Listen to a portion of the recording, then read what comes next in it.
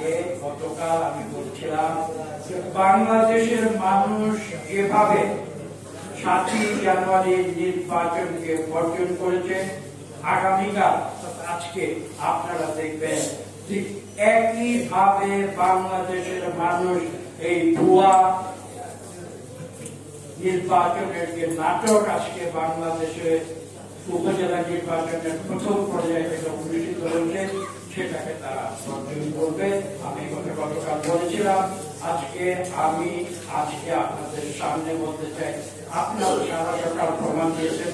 আমার নিজের এলাকার ছবি আমি সাংবাদিকদের কাছে বিলি করেছি।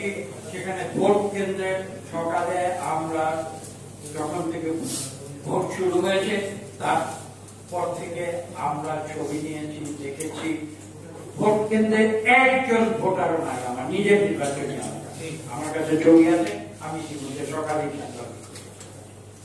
আমি আজকে পুনরায় ঠিক 7ই জানুয়ারির মতো আমি বাংলাদেশের গণতন্ত্র সচেতন মানুষের প্রতি শ্রদ্ধা জানিয়ে আমি আজকে আবার